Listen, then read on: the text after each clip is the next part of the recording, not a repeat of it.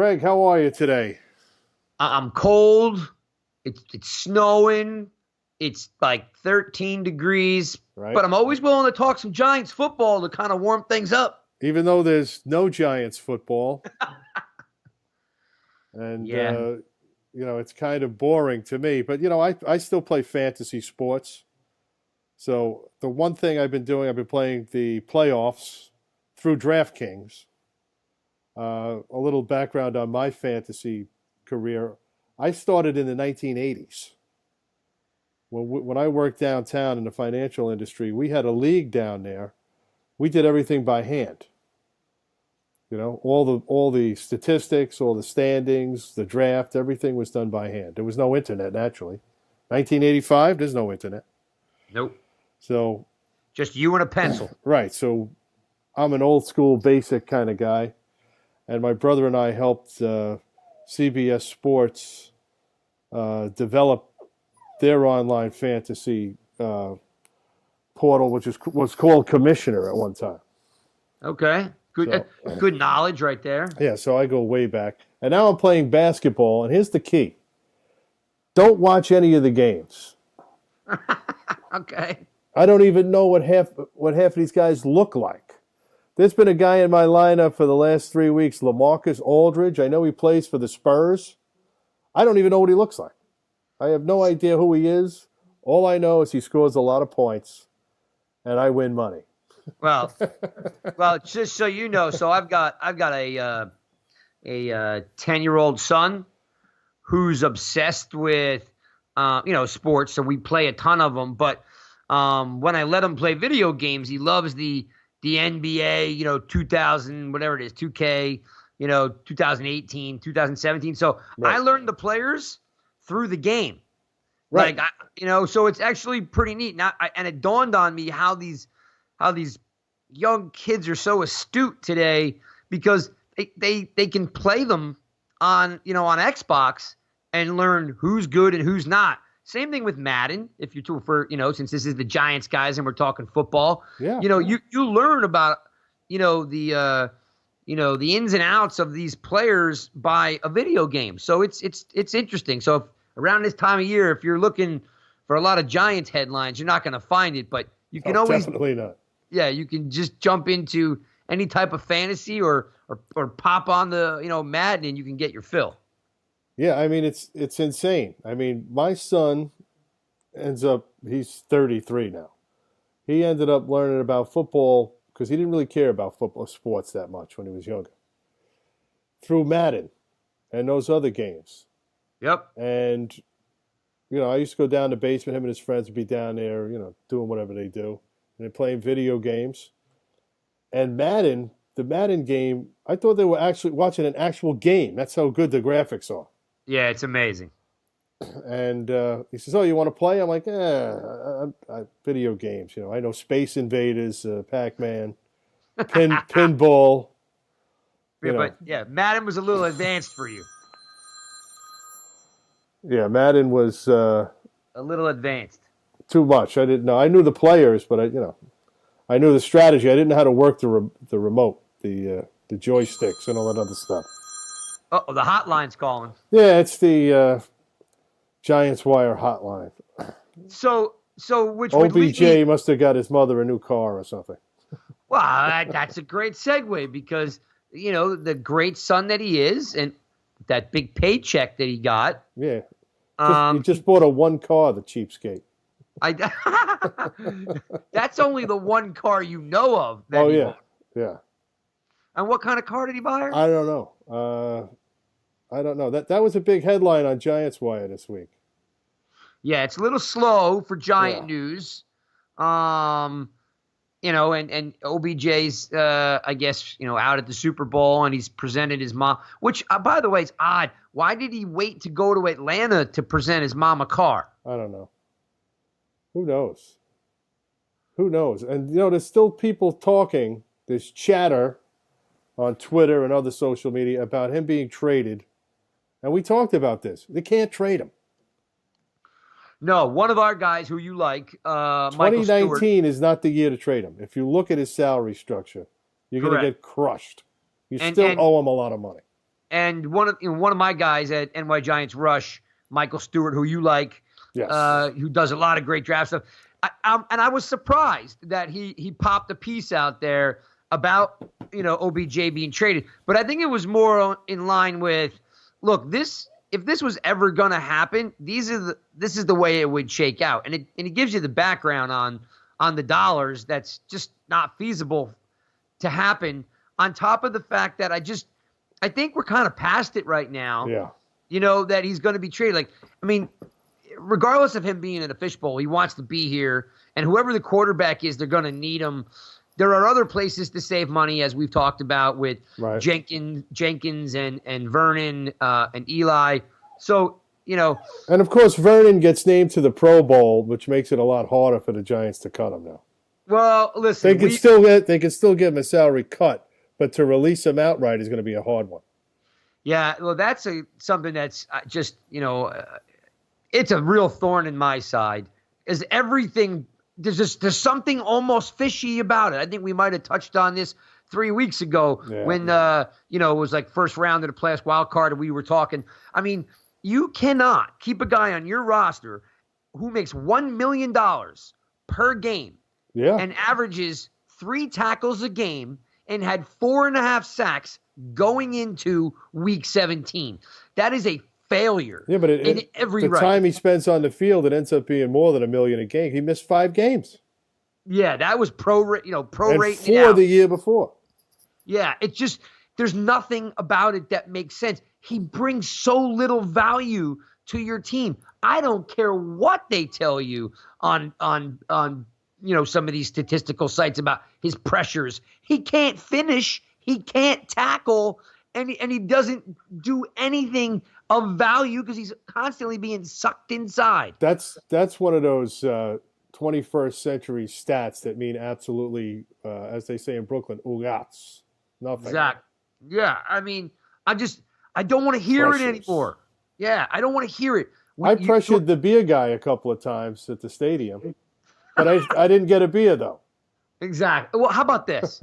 For all you people that are always atting me on Twitter about Vernon, consider this. When the ball snaps, when Vernon takes 3 steps over the line of scrimmage, that is considered a pressure. He could fall down at that point, and he would still get credit. I'm sorry. That's the minimum that you're doing for the $1 million a game. It's pathetic. That's insane. And I'm sure he's a great guy, and I'm sure he means well. Maybe the system's not for him. I don't know what it is. I think he's a very talented player. Yeah. Okay, you watch him in practice, the guy, and you see him up close, you interview him or whatever. The guy's an amazing specimen. Not very tall, maybe about 6'2"-ish. Okay. Which is a little shorter than I am. But the guy's solid muscle, and he can move, and he looks the part. And on some plays, he's unstoppable, but then he disappears for long stretches, as you know. I think it's and again, I'm not trying to compare him to any great Giants, but because you can't. Exactly. But when I have to model, when I have to model the player, like who do we want? What kind of expectation? Where is the bar? I mean, you can go through a long list of guys, from just as a defensive end or slash linebackers. We're not going to even bring up Taylor and Banks, but even in modern day, O.C. Umenyiora. I mean, a lot of people said had problems with him. I think he's one of the best pass rushers of his age. I'll tell you why, because he wasn't that big. No. But what he did, and what he was great at, is angles. He had the direct path to the quarterback. He wouldn't go roundabout. He would find the quickest way to the quarterback, like a Dwight Freeney. He wasn't a big guy either. No, Dwight Freeney is even smaller than OC, I think. Great inside swim moves. Could beat you to the outside and beat you to the inside. That's a great pass rusher who knows, who finds the which way the lineman's leaning and goes that way, goes the other way, and beats them. That's what OC did. Some of these guys, they don't know how to do that. So when OC played, I used to take umbrage with him because I didn't think he played the run well. Now, coming full circle to 2018, Vernon doesn't play the run or the pass well. No. Like I used to be like, come on, OC, play the run. And now you think about it, as a pure pass rusher, he's top 5 in Giants history. And you can't get anything out of Vernon. You know what? I hope he never gets a sack again, but you better at least pull down 8 to 10 tackles. Yeah, he doesn't seal that edge, and I think it's a lot like the same thing with OC, the over pursuit. His job on the play is to shoot forward. So, if he gets fooled by a misdirection or a trap or something, he's not going to make a tackle now. So, but it comes down, and I apologize for droning on about it, but it's something like, it's like he doesn't have the instinct. Listen, JPP used to get sucked inside and still have the instinct to pivot. He had better recovery skills. 100%. Yeah. And he played the position. He had 40, 60. One year he had 80 tackles. It's a mentality. You gotta wanna play the position, holistically. All of it. Run, pass, force the fumble, have the pressure, hit the quarterback, sack the quarterback. That's not in his DNA. No. And if they keep him, I don't know what else screams, liability than bringing him back. Well, you can't keep him at that salary. I think everybody knows that, including him. Pro Bowl or no Pro Bowl, he's going to have to take a cut. I don't think Giant fans would be upset if they released him outright. I mean, it's going to cost. You're going to take a cap hit of $12 million. But his dead money, right? If his dead money is like $8 million. Well, $8 million is the dead money, right? Yeah, you're saving $11 million because you're going to pay him $19 million. You're saving $11 million. Yes, and that's worth it, in my opinion. Oh, it's completely worth it, 100%. Because it just, at the end of the day, you're not getting any production out of the guy. Someone else can do. I know Kerry Wynn is not in that category, but at least Kerry Wynn will give you all he has. I think he's a better all-around defensive end. Yeah. I mean, don't what's get me his wrong. name doesn't even play defensive end. They have him listed as an outside linebacker, but if you look at the Giants' alignment, you go back and you look at the All-22, you look at all the films. Sometimes they're lined up in a 4-3. I've seen it. Yep. Because if Collins is there, he serves as a linebacker. I'm sorry. Yep. He's a linebacker. People say, oh, he's a safety. No, he doesn't play safety. He doesn't cover anybody. Yeah, he's a box safety. That's it. He gets in there and he follows the football. Okay? That's what a middle linebacker used to do, remember? Yeah, yeah, I remember. That's what they were supposed to be doing anyway. Yeah, we had a couple good ones. We had some very good ones. They just followed the ball wherever it went. And I think that's what Collins is doing in that money backer role that Betcher brought over, that Deion Buchanan used to do in Arizona, even though Collins is a better player than Buchanan. So what do you do is the question, because if you cut Vernon or you keep him, you're not solving a problem either way. If you cut him, you got to go find someone. If you keep him, what's the difference? I mean, you could find somebody who plays 11 games and makes that many tackles and sacks. Agreed. It's not that hard to do. No. A rookie could do that. Well, then that comes into play is, are you drafting that guy high or are you drafting that guy low? Doesn't matter. To me, I think everybody's caught up. I think everybody's caught up with who's drafted in, in what position, whatever. You can get guys in the 3rd, 4th, 5th round. We saw it this year. B.J. Hill, 3rd round, right? But as a defensive tackle. Well, he's basically playing end, Hill. See, that's the thing. It all depends on the alignment, who's on the field, where they play, which hole they're going to line up on. Hill was on the end. Tomlinson ended up being in the middle. And you mean when they were lined up in the 3-4? Yes. So you have to look at it, because sometimes when they put Collins down low, they ended up having the 4 guys up on the line. Agreed. And it didn't look like a 3-4 on a lot of plays, on a lot of alignments. But still, they didn't stop the run very well, even with all those guys up in the box. Even when they had Snacks, they weren't great against the run. He was good against the run, but the rest of the defense wasn't. You don't have corners that seal, that know how to code switch between pass and run. That's a huge problem. Guys are backing up. They're backpedaling on running plays. Can't do that. Well, so then if you had your way, regardless of where they pick, I mean, like, are you leaning defense in the draft or are you leaning offense in the draft? I'm going to tell you right now, in free agency and in the draft, everything's defense this year. All the talent is on defense. Yeah, Gettleman said they needed playmakers. That was the first thing he said at the press conference. You got to take guys that, A, make your team, and B, make your team better. And if they're not there, you don't take them. We're going to take an offensive lineman because we need one. You'll be doing it every year.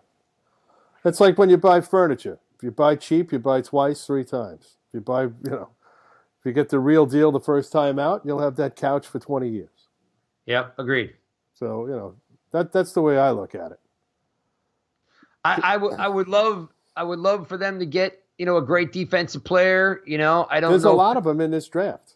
Exactly. I was saying, like, I'd really love a pass rusher, and I'm sure there's some good pass rushers out there that haven't gotten a lot of press lately. But, if they don't bring in 2-3 new pass rushers, you're going to have the same problem again next year. Yeah. You have to rush the passer. So the cornerbacks don't have to cover as much. So Collins doesn't get exposed and so on and so on. I mean, at the end of the day, when the light switch goes on, you need somebody to rush the passer. If they drafted in free agency the top 10 guys, according to Pro Football Focus, which I read, I got the email yesterday. Do I have to? Because I'd rather lose an arm in a shark attack than have anything to do with what they said. Well, I didn't disagree with the article. The top 10 free agents in the NFL are all on defense. All of them. Not one offensive player. Which means that you're going to have to dig to find an offensive player that's going to help you, and you're going to overpay for them because they're at a premium. Yeah. So it's not really the free agent season to be going into looking for an offensive lineman or a running back or whatever you're looking for. I think that they need to stay put. They need to sign Jamon Brown, even though they probably could let him go into free agency. That would be a mistake. And sign him back. I think he wants to be here. Yeah, yeah, and we all know that you can, track back the statistics to when Barkley started to have his best, most well-rounded games is the minute they signed Jamon Brown on. Right. It was almost an immediate impact. Yeah, I mean, it's just a professional player, who was on a good team, who started a lot of games. A great team that's in the Super Bowl, mind you, right? Yeah. Well coached. And he came right in and helped them out right away. He was a huge upgrade, which wasn't hard to do. Because they were pulling guys off the street that were huge upgrades. That's really tough. When you sign guys who are cut at the deadline, and they immediately he signed 7 guys, Gettleman, that were cut by other teams on September 1st, and they all made the Giants roster. Well, yeah, that's hard. They weren't all good. Yeah, but that means your roster is bad. Yeah, that too. That means that you have guys that are coming in off the street that can walk right on your team and put on a uniform that other teams didn't want. That's not good. Well, again, you lucked out with him, and they shouldn't tempt fate and let him go because you don't know what you're getting when you sign somebody else. You already know now what you got. Yeah. And he's got a lot of value, and that also helps you. Again, the trend on Twitter, which I just don't understand, is, let's create a hole where it doesn't need to be. Get rid of this guy, and let's get maybe a new guy. The Giants can't afford to create more holes. I mean, it's unbelievable. It's like, look, this guy can do the job and do it well. Let's move on and patch, fix, or insert someone that can actually do the job where we have a hole. Don't make a hole just to make a hole. But especially that's at quarterback, which is absolutely driving me nuts. I don't even answer the tweets anymore. People are like, let's get rid of Eli. Okay, and who are you going to bring in? Well, if this guy, no. Is the guy better? No. I don't care who it is. There's 32 starting quarterbacks in the league. I'd say maybe 20 are better than him. And you're not bringing in one of those. Nope. So people say, oh, no, they need to replace him. Eventually, and I think the time could be now. But the problem is you've got to replace him with something better. Yeah, or a player that's going to be there for the long term. And I get it. I understand. You're looking at these other quarterbacks across the NFL, and you're like, I want some of that. But that doesn't mean, again, you make a hole where you don't need to make a hole. Right. And literally, I'm all for it. I would like to see a quarterback who can maybe move a little bit or roll out to his left instead of only to his right. I'd like to see more zip on the ball or not, make some dopey decisions. Okay, here comes the Super Bowl this week. Who's your running quarterback in this game? Well, that's where I was going. It doesn't prove out that that's what you need, right? Yeah. How many running quarterbacks were in the playoffs? Jared Goff, is he mobile? He's young. Either is. I could run faster than him. Now listen, Matt Ryan's not mobile. Carson Wentz is mobile and he's on the injured reserve all the time. Yeah, he gets hit a lot. He doesn't know how to go down. I just, and again, we can probably, go crazy, but if the Giants are going to draft a quarterback, let's hold on to 2020 where you've got some really great athletes that have started for a long period of time. It's a fact. 98% of the quarterbacks in the NFL have started 2 to 3 years of college football. Everyone out there is forcing Haskins into the Giants, which we can parlay into Saquon Barkley's dad also making his voice known. Have they seen this guy play? Has he been to the combine yet? Have you met him in person? I like him. I think he's a nice kid. I think he's a good guy. Yeah, he'd fit in well here. But does he have the ability or the talent that you need at quarterback? See, here's the funny thing. And drafted number 6 or higher. See, here's the funny thing. I am 100% on the same page you are, except for one glaring thing. I already know he can play quarterback. My thing is that he literally has 1 year of college experience and then what, high school? Yeah. I mean, there is more to being an NFL quarterback than slinging the rock around the field. How does he handle the locker room? How does he handle the playbook? How does he handle the media? Oh, by the way, New York City's open 24 hours a day, 7 days a week. Yep. He hasn't had to deal with multi-coaches, multi-playbooks, multi-players. He started 1 year. I only want to know how the computer between his ears works. And I don't have enough track record or a body of work to make that decision. Sure, he can throw the ball. Sure, he's got great stats. Like you said, he's a good kid. If he stayed in school, I'd love him even more. But I don't find that in week 10, Eli has a bad game, and you bring in a kid who's got 1 year of college experience and then high school. It doesn't work. No. Sure, in the short term, he throws the ball around, makes some completions. You're like, see, I told you. But you're gambling with someone who just doesn't have the experience at that level, and we're forcing it just because people want change. Not because Eli's, washed up. They just want change. And that's a loser way to think of things. I like Haskins, but it's just, it's still 1 year of college experience. Mahomes, Breeze, Cam Newton, I don't know, pick them out. Goff, Rodgers, they've all started 2 to 3 years. And guess what, people? The NFL doesn't groom quarterbacks anymore. Yeah, but all those guys you mentioned didn't play right away. And they got here either. The NFL is you win now. Ask the coach of the Arizona Cardinals who just got fired. He got one and done with a rookie quarterback. The pressure to win is very high.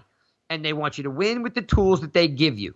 So there's very limited chance to win with a quarterback who's only started 14 games. Not from an athletic ability standpoint. It's all the processing that needs to take place. So what do you, with the number 6 pick, I mean, we're going to go through this for the next couple of months. Yes, we are. Okay. Personally, if there's somebody there that's worth that pick, you take him. If not, you deal out. I think that in this draft they can beef up their defense. They can get 3-4 more picks in the first 3 rounds. That'd be great. I the think quarterback's you're not right. there. Kyler Murray is a flyer. No way. The guy has a pretty good arm. He's a baseball player, so you know he can throw. But you're really taking a risk by drafting him. Taking a risk. He's 5'9". I mean, and that's what they list him at. There is not a shot that 5'9" is going to. And here's the thing, they were. I don't know if you ever. Flutie was shorter. Yes. Okay, but let's not talk about the 80s, because here's the thing. You're talking about a guy who's 170 pounds. He's not going to take the abuse that the NFL dishes out. He's just not. He's going to break. Even if he starts and he's electric, he's going to break. He's too small, okay, for that type of pounding. Right. I mean, on top of the fact he can't see over the lineman and all that other great stuff, but he's an amazing athlete. But he's slight in frame. Russell Wilson's only 6 foot tall, but he's also 200 pounds. Right. You know what I mean? You're talking about a guy who's 30 pounds lighter than Russell Wilson or Drew Brees. I agree with you. I don't understand what people get. Like, they just want what they want. And they look with their eyes and they say, no, this is it. This is the real deal. I mean, it's not realistic. And because I don't understand a lot of the people get. that write on the internet and a lot of people that comment on Twitter, they don't have tactile knowledge of the NFL like you and I do. They haven't been on the field. They don't know players up close. They don't know what an offensive lineman looks like up close. Okay? They've never shaken Lawrence Taylor's hand and wish they never did. Right. Or Dick Butkus's hand. I'm still hurting from that. Okay? So they don't know that you have to be a certain size and speed to play this game. I had a friend of mine that lived in Baltimore told me a story once. He was a Ravens fan, and he went to training camp, and it was the year Ray Rice got drafted. Right? You remember Ray Rice? Sure. Rutgers running back. Yeah. Ray Rice, when he came out of Rutgers, was not as thick and stocky as he was later in his career. And he told me about this play where there was a pitch out to Ray Rice. And Ray Rice was supposed to slash back inside. That's where the cut back block was. And, of course, like rookie running backs do, he didn't. And he bounced it outside. And there was a clear sideline for him to run a touchdown down the sideline if he ran like a 4-flat 40-yard dash. And he said that there was like a purple streak out of nowhere, hit him 3 yards in the backfield, slid all the way out to the sideline, and Ray Lewis is looking over him and he says, "That don't work in the NFL, my son." Right. And it was like amazing, he said, because you could clearly see Ray Rice was going to go down the sideline untouched, and everyone was about to ooh and ah over this great rookie and this great rookie play he made, and stood no chance because from the inside spot, Ray Lewis scraped across 3 guys, blew the gap, blew him up in the backfield, and literally slid out of bounds and stood over him and say, "Nice try, son." I mean, they're that big and they're that fast. Murray's a great player, but when a 250-pound linebacker hits him, I mean, he's going to break the guy. Yeah. I don't think there's a lot of people, like we talk to these kids on Twitter, and they have these great Twitter followings, and they're talking about this player and that player, and I'm a draft guru.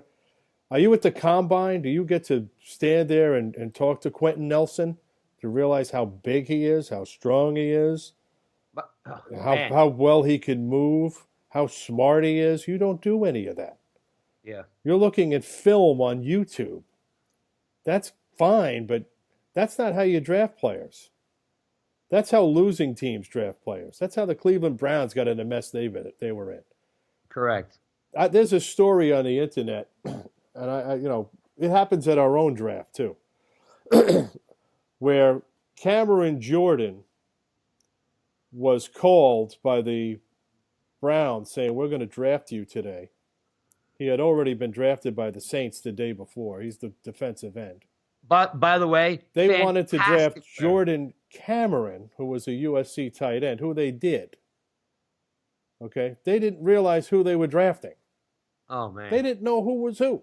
One guy's black, the other guy's white. One guy plays defense, the other guy plays offense.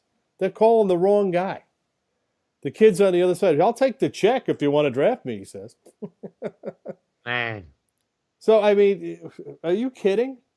So this is what you're dealing with out there. Nobody, like I said, you have to have tactile knowledge. Okay, for me to figure out Kyler Murray, I've got to stand there and watch him. I got to watch him throw. I got to watch him run. I got to watch his eyes.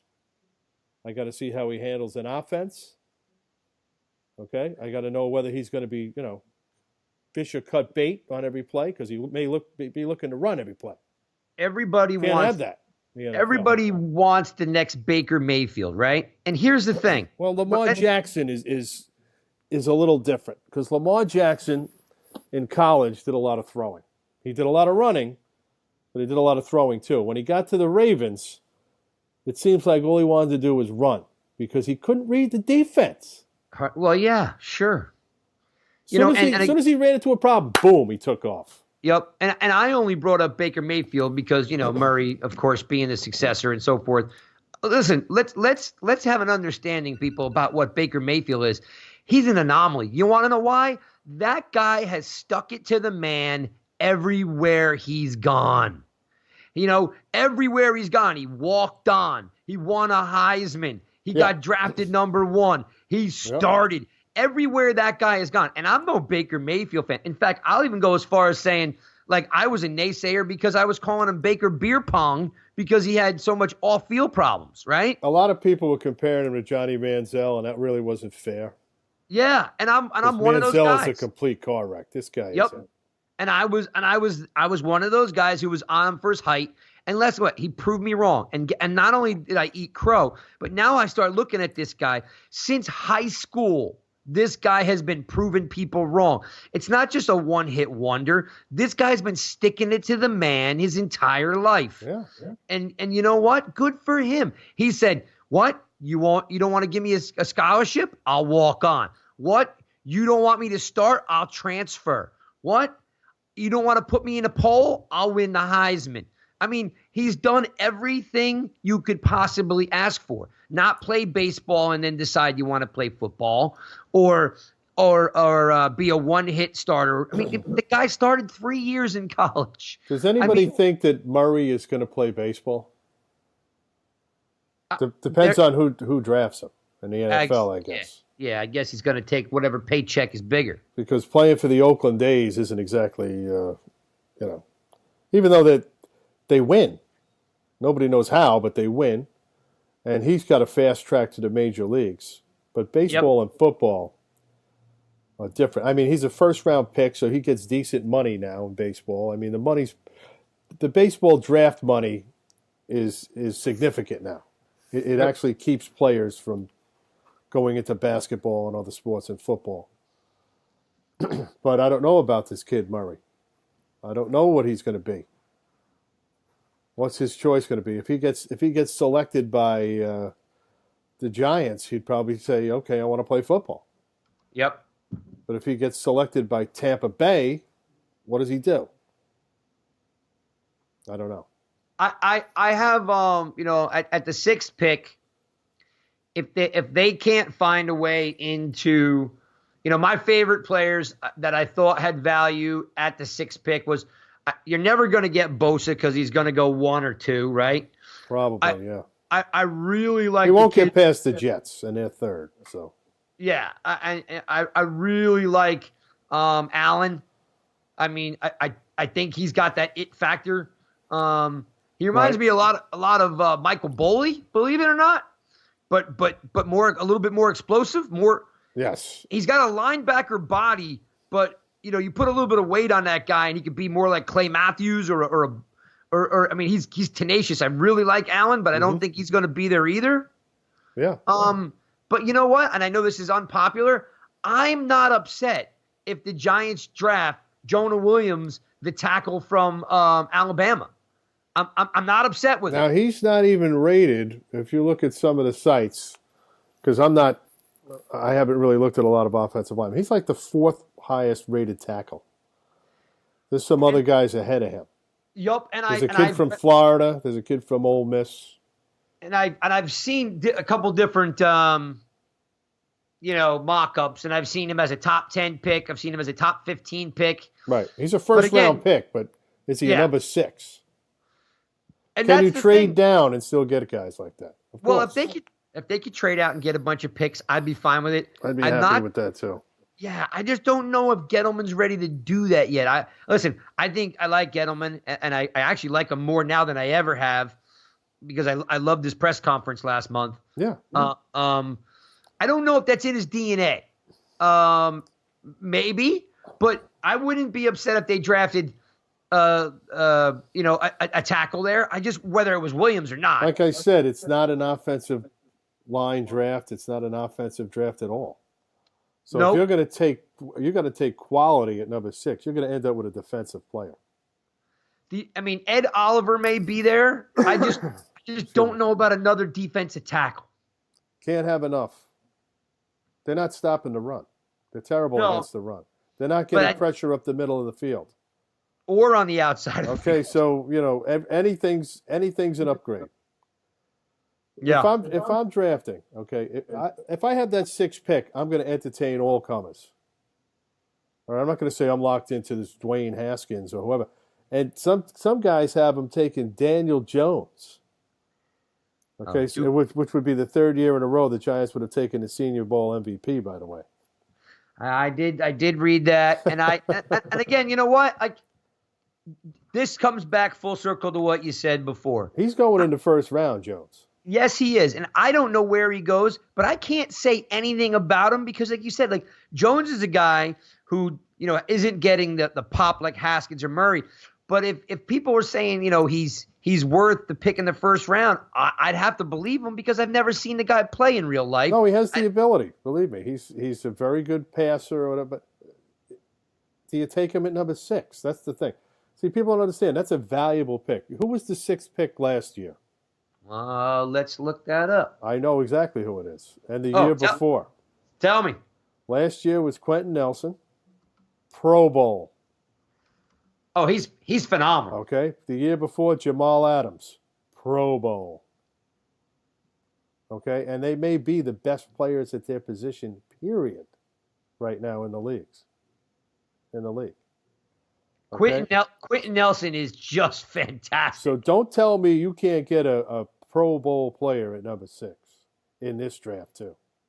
Oh, by the way, why would you pass that up to take a quarterback? Way overreach for a quarterback at number 6. Why would you do that? And also, there's that whole nobody drafts a guard that high. Well, Quentin Nelson's a guard, and he might be the best guard in the game. What happened with the Colts when they drafted him? Their offensive line came together. They obviously got a couple other guys involved too, but he solidified that line. Their problem was protecting Andrew Luck. That wasn't a problem anymore. Nope. Okay, and they basically went to the divisionals, and they'll be looking to build on that, and they'll be a factor going forward. As long as everybody stays healthy there, they'll be a factor. Oh, they'll be a factor. I think they have $100 million of cap room. They're going to get themselves some receivers. They're going to get themselves, they already have the tight end there, Ebron. They're going to get some more receivers. They're going to get some more dynamic players. They're going to sign that defense.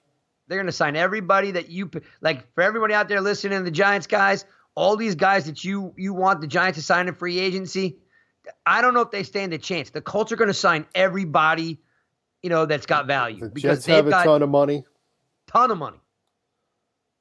I don't know what the Jets will do. If you have a guy like Sam Darnold as your quarterback, things are looking up. There's a future there. So there's guys that may come to that team. With the Giants, there's kind of ambiguity at quarterback.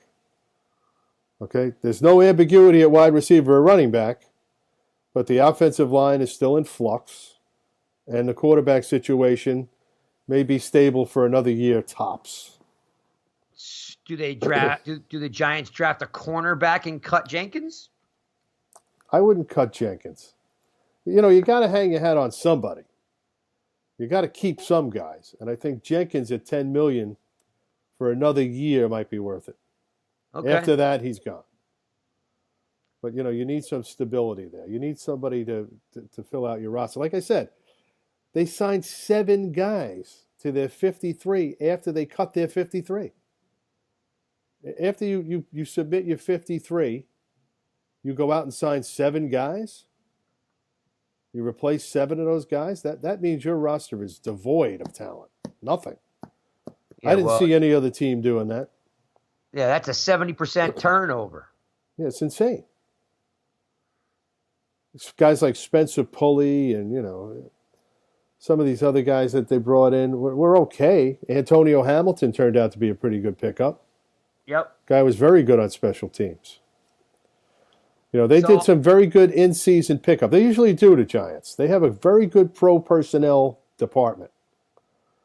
They see guys like Corey Coleman was a really nice pickup. He didn't work out in New England. He couldn't do what they wanted him to do. But with the Giants, they needed somebody to return kicks. And that was perfect for him. You might have to bring him back purely because he can return kicks because the Giants haven't had a kick returner. I would. I would bring him back. I thought he was great in kick returns. I mean, he can't catch on offense. He had a couple of plays, but that was about it. I'm on the USAtoday.com draft wire, my friend. Yeah, that's a good site. And I'm assuming this is your buddies. Yes, they are co-bloggers. And your, I don't know the gentleman, Luke Easterling. Yes, Luke Easterling has been there for a while. He's pretty good. He has the Giants taking Haskins. Can I just ask a question? Like, is it just easier to just do that? Yeah. I feel like no one has it, and I'm not killing Luke. I mean, he may really believe this, but it just feels like it's the easy thing to do. Everybody. This is what I say about guys. They talk about need. Okay, if you're drafting at a need, you're in trouble. You can't draft at a need. You have to draft if need and best player available intersect, so be it. With the Giants, that would be almost everybody they pick is an upgrade because, like I said, their roster is nothing. Who do they have on that roster? They have a good kicker now. We know that much. Yeah, we do. They sent 4 guys to the Pro Bowl. That's something. And 3 of the 4 were suspect. Yeah. And, 2 of them were named afterwards, Vernon and Michael Thomas. But, Barkley, okay. Last year when they drafted Barkley, they took the best guy. People say, oh, they should have taken this guy and Sam Darnold. No, Barkley is better at what he does than Sam Darnold is at what he does. Yep. And I think will be in his career. I'm just looking at what... we're going to talk about positional value again. I'm going to punch somebody in the face. Seriously. You're an idiot. He has Quentin Williams, the D lineman from Alabama, going to the Cardinals, and Bosa going 2, Allen going 3, right. Devin White going to the Raiders. I can see them trying to replace Khalil Mack, so that makes sense. Yeah, good players. They're all good players. You're not going to go wrong with any of those guys. I mean, I don't see Tom. You're not going to make headlines by drafting any of them either. Well, no, you'll make headlines all in the wrong way. You'll make headlines. You're not going to make headlines. And let me tell you something. Did George Young make any headlines when he drafted? No. Carl Banks. Everyone's like, "Why are you drafting this guy? Third overall. You don't need a linebacker." Yeah, but we need this guy. I don't care what position he plays. We need him. He's good. The only flashy guy they drafted back then was Rodney Hampton. That was kind of later on. I'm talking about in the early 80s. Terry Kennard, everyone was like, okay. Oh, you're Big going back. deal. But look Guys. how good Terry Kennard was. Yep. Look how good Mark Haynes was. Pepper Johnson. Guys like that. William Roberts. That's not a sexy pick. William Roberts, probably the least in shape player to ever play in the NFL. I mean, look at him, right? He was great. But the guy was tremendous. He was a great offensive lineman for the Giants. William Roberts. Guys like that. Brian Williams, Riesenberg, Rosenthal, You stole my thunder. I was about to say Doug Riesenberg. So, again, I'm just going through here, and he just has. I'm sorry, Tom Coughlin's not going to draft Kyler Murray. It's not happening. No, I think he may take Jones. Or Locke. Maybe. But he's not Tom Coughlin, who just had, who's had Mark Brunell and Eli Manning, as his QBs. He's not drafting Kyler Murray. He's not drafting a guy who's 5'7". He's just not. Let's see. What else does he have? He's got the Broncos taking Drew Lock. Hey, John. Yeah, I'm here. John Williams, the guy that I like. Yeah. Your guys got him going to Buffalo at 9. You mean Jonah Williams? Jonah, what did I say? Jonah, sorry. Yeah. John Williams is he scores all the Star Wars movies. Yeah, right. Yeah. He's got Jonah Williams going to a Buffalo at 9. Yeah, that's fine. No, I'm saying. Let me tell you something. And a guy told me this a long time ago. Building a football team is boring. You don't do it by taking name players.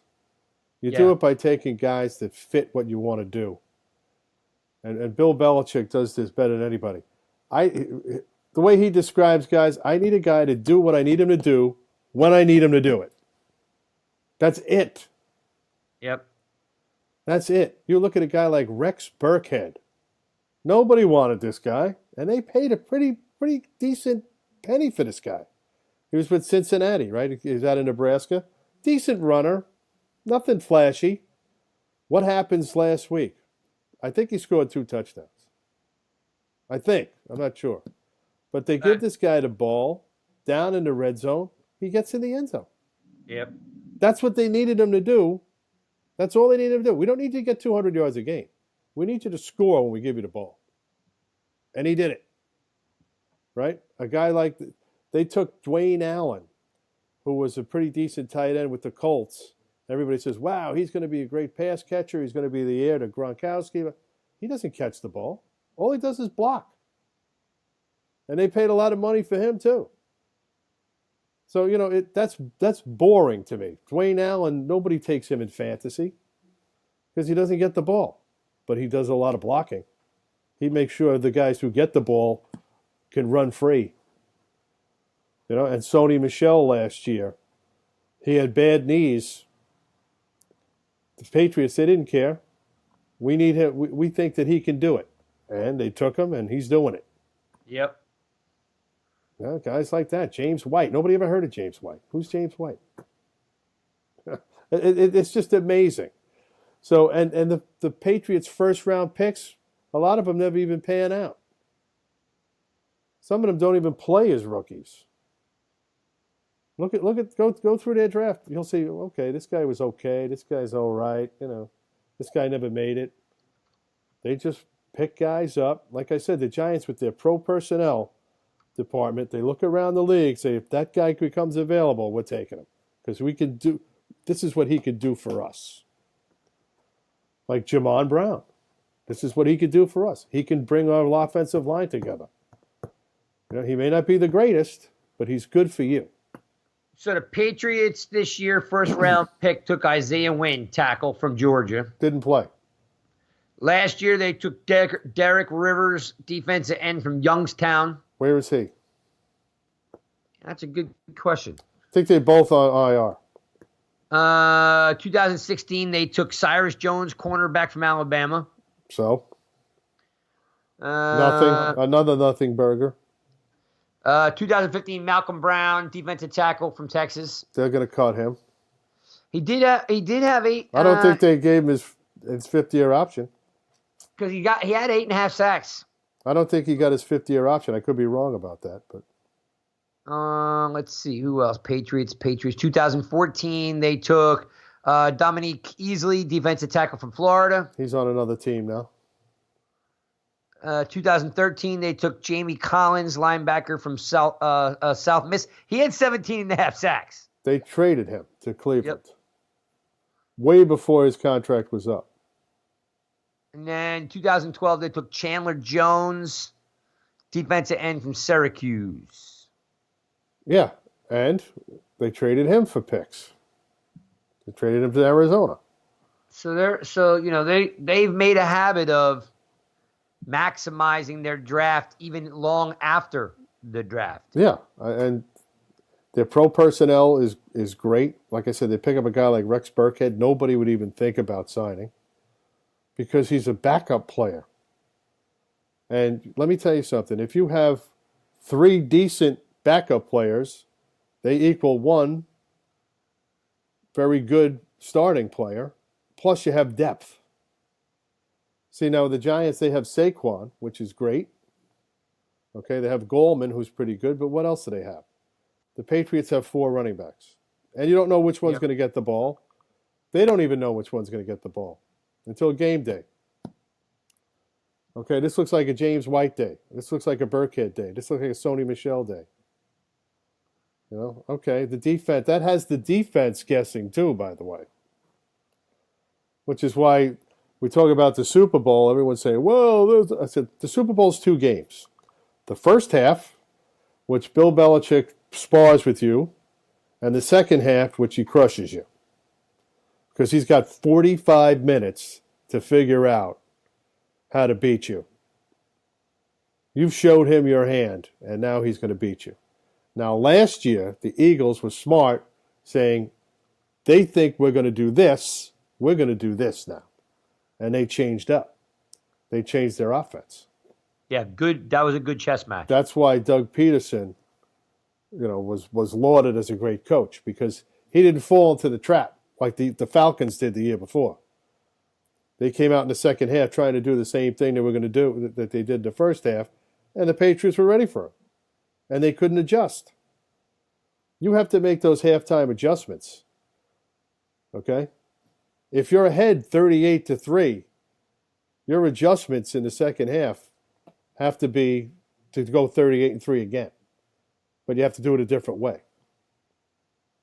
Because the Patriots will be ready. That's why the Eagles won last year, because they switched it up at halftime.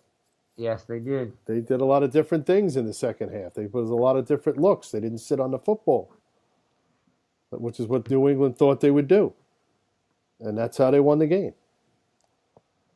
Any thoughts on Barkley winning the? Not to change gears on you. Sure.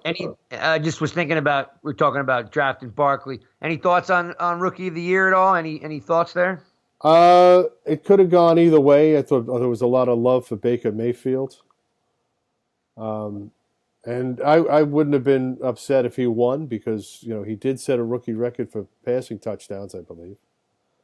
He broke Peyton Manning's record.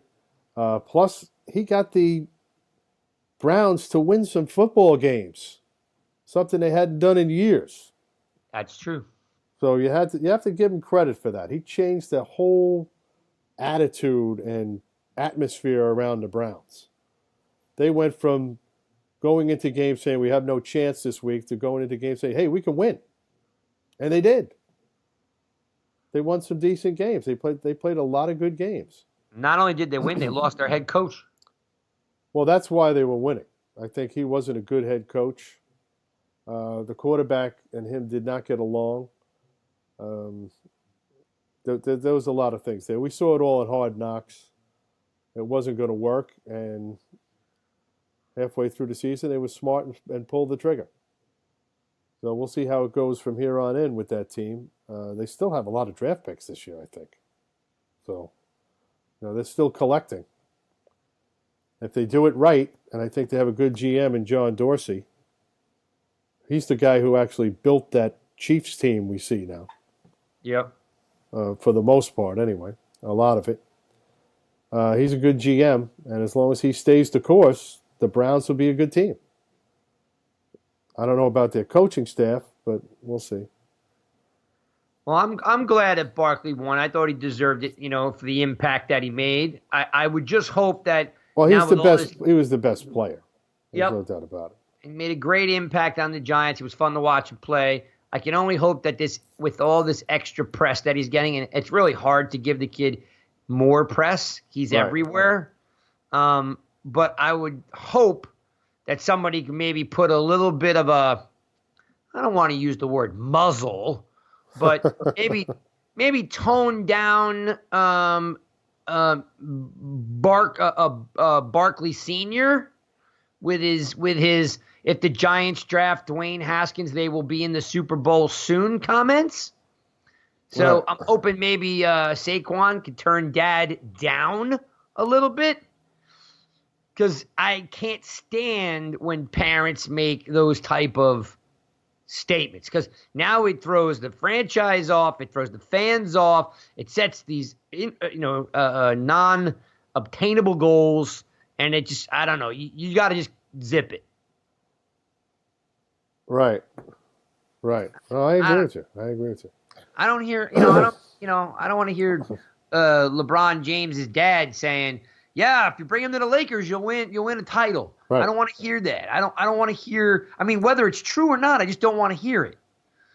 And I'm just kind of like, I don't know, like you can't be putting your draft influence out, like while your son's winning Rookie of the Year, you're gonna parlay that into what you think the Giants should do. I don't know. I'm not cool with that. I agree with you. All right, so let's wrap it up. Let's talk about the Super Bowl. Let's make a couple of predictions. How do you see this game going?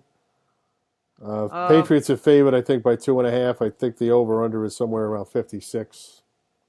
Well, it's a tough call because, the Patriots have never gone to the Super Bowl and lost back-to-back years. Now they have lost, 2 to the Giants, as we know, and now 1 to the Eagles. Right.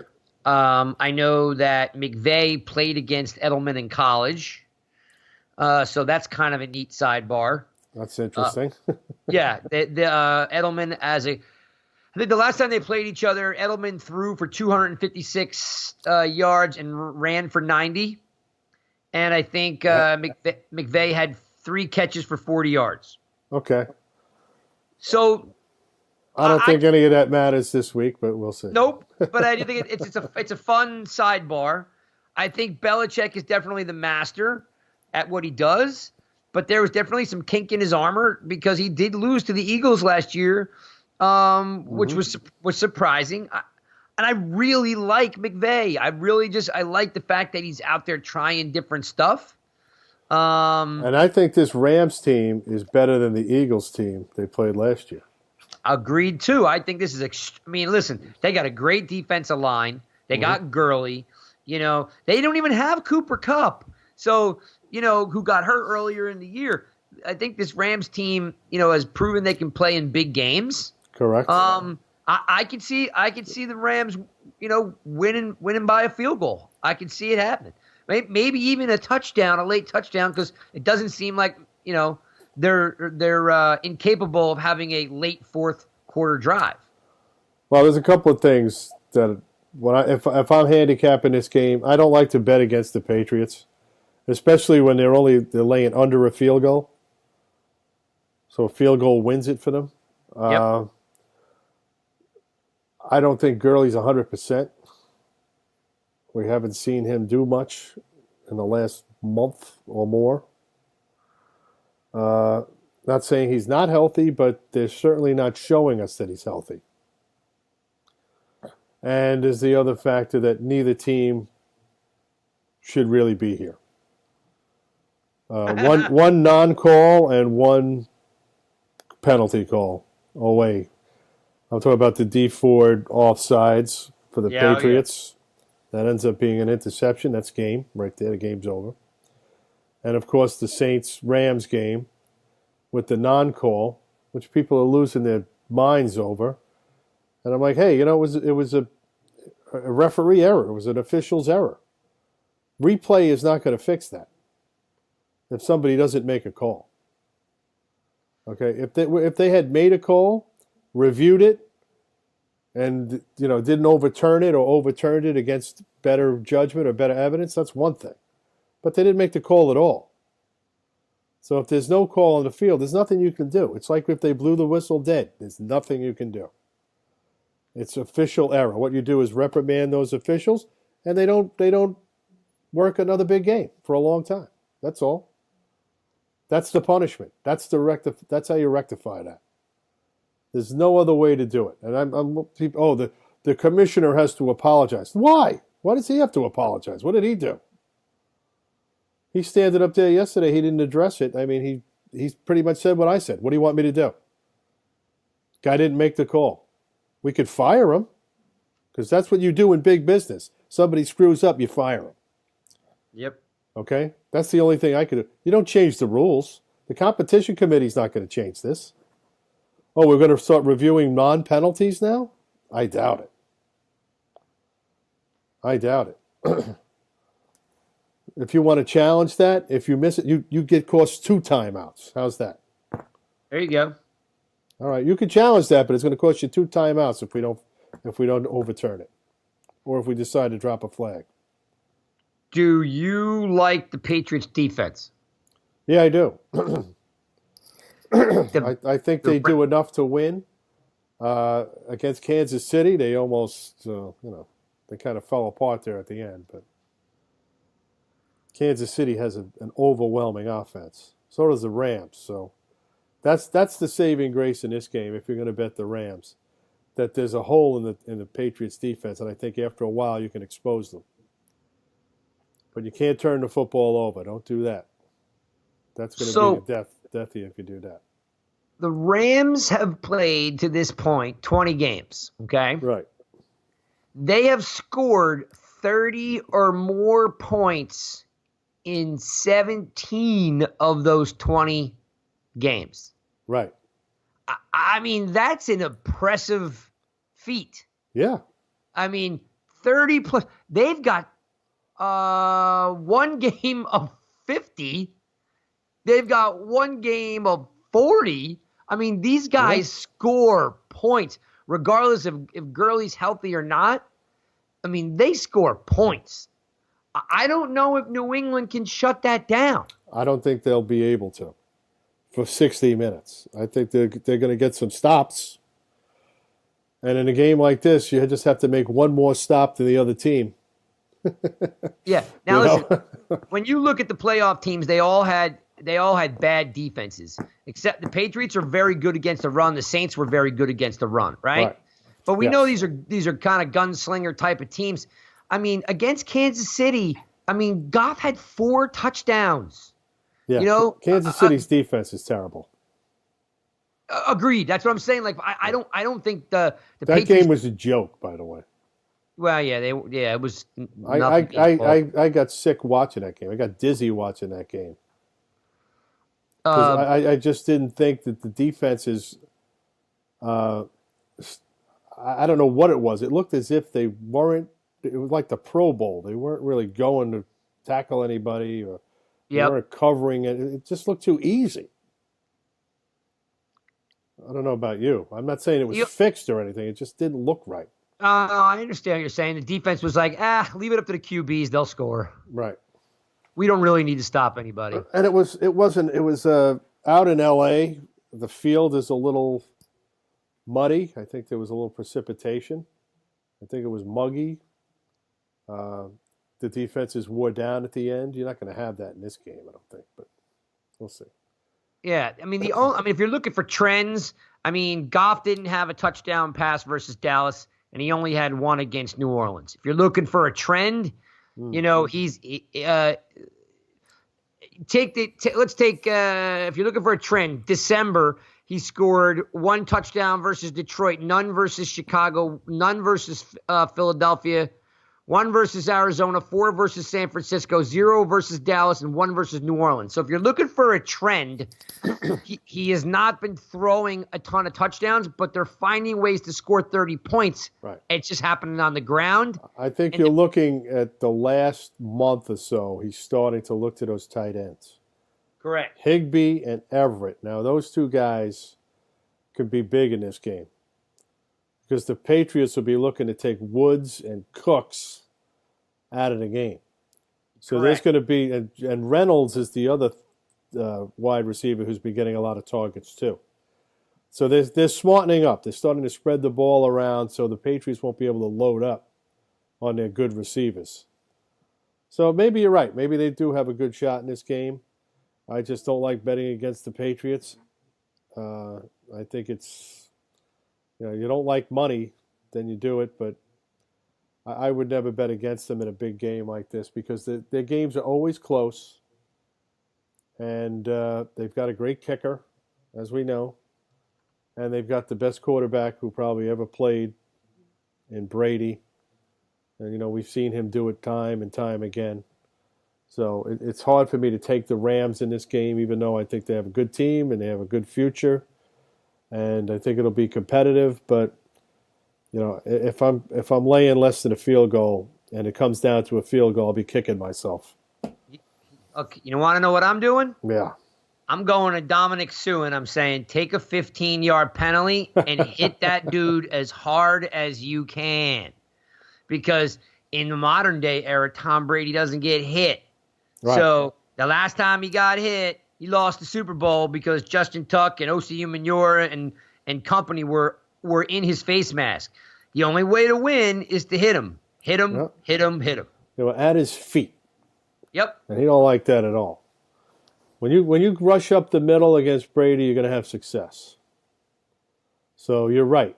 I think if they could do that, they'll have some success, but nobody's been able to do that yet this year. The most dynamic player I've seen play football in the last handful of years is Darnold. Donald.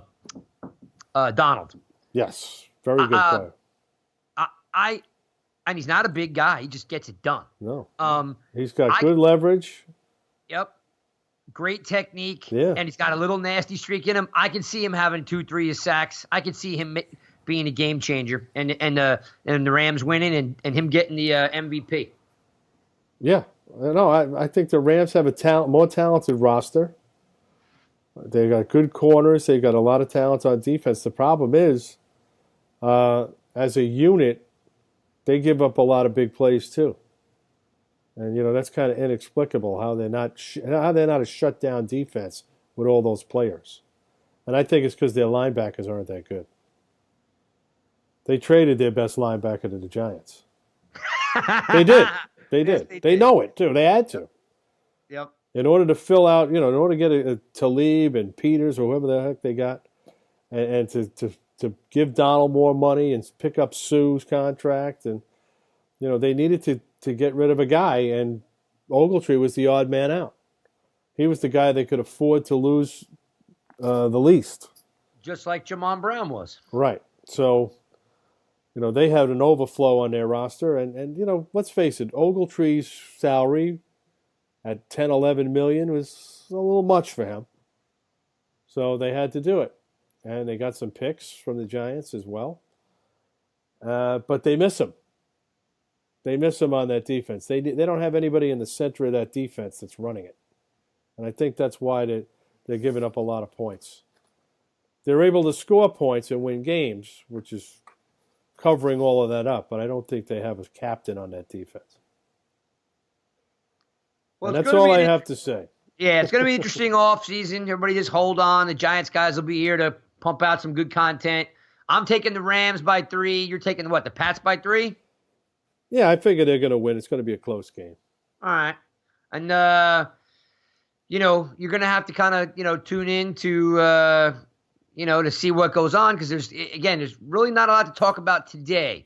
But after the Super Bowl, you got coaching changes, people moving to different places. So It'll heat up. It'll heat up over the next couple of weeks. Combine's on its way, so tune into the Giants guys. Free agents, the Combine and free agency. Yep. I One think of my the next step for the Giants, I think this week they may want to franchise Collins. This is the first, I think February 4th is the first day you can do that. So they may do that just to get that out of the way. Yep. And if you're looking for some new stuff, I think Spiro from nygiantsrush.com posted something this morning on, I think it's called I Am Gettleman. And he just kind of runs through who the free agents are and who should go and who should stay. And we're also going to hand out some awards, our postseason awards. We're going to hand them out as soon as the Super Bowl is done. So there'll be some new content up there. And I'm assuming we'll do some more recording of the Giants guys in the next couple of weeks. Yes. We'll do the draft. We'll do the combine. We'll do the draft run-up. We'll do free agency naturally. Like I said, free agency it's all defense. Everything's defense this year. And to me, that's where the Giants are hurting the most. Because in the second half of the season, their offense scored 27 points a game. Yep. So I don't think that was the problem. I think the problem was their defense couldn't make any stops. Just go out there and get some pass rush, man. Get anything. They need all three levels. They need depth. To me, the starting defensive line, you need 6 solid players there. I think they might have 2. Two. I'd agree with that. So if you could pick up some guys, it's a rotational job.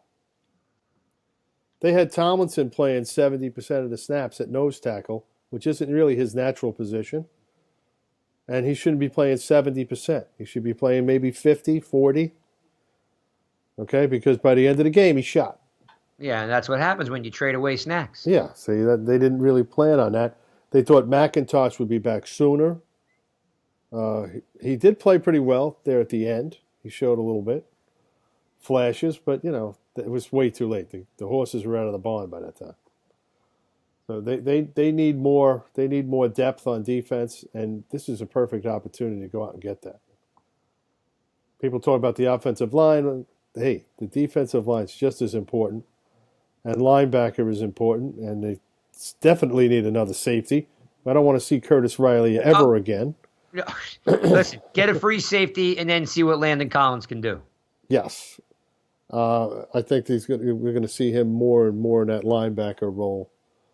I think you could probably put 2 safeties behind him and have him on the field as that rover, because he does that very well. Follow the football. He's great at that. And that's not a bad thing to have. Nope. A guy that's going to be around the football all the time, you got to have guys like that. So well, I think it'll be great. You guys can find me at NYGiantsRush, and of course check out the new content that's always up on the site, which is nygiantsrush.com. Be more than glad to take your questions and calls or whatever, not calls, emails, whatever you want to do. Send it my way. We'll answer your questions here on the Giants Guys, and that's it for me. I'm out. I'm good. All right. Until next time. This has been the Giants Guys, and thanks for listening.